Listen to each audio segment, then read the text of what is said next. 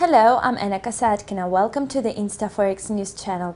Today we'll be talking about the OECD outlook. The annual pace of inflation in developed economies in July upturned again after a slight decline in June as food prices continue to upsurge. This is reported on Tuesday by the OECD.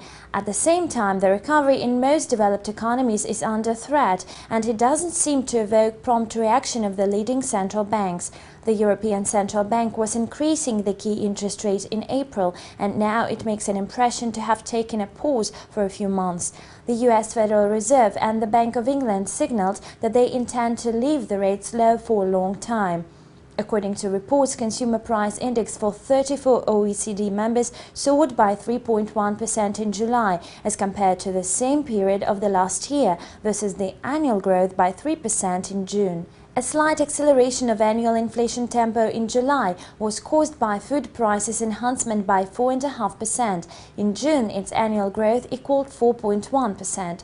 However, energy prices inflation rate declined as the prices advanced by 13.5% in 12 months till June, after an increase by 14.6% in June. Still, the central banks are troubled by the fact that goods and services prices, except for energy and food, ascended in July by 1.7% after adding 1.6% in June. The annual inflation continued to grow in China, South Africa and Brazil.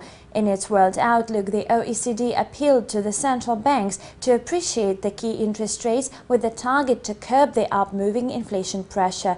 But in the majority of the leading economies, there are tokens of deceleration, which is to weaken the pressure on a wide range of prices, including raw material prices. Keep in touch with the daily financial news prepared for you by our InstaForex team. Goodbye.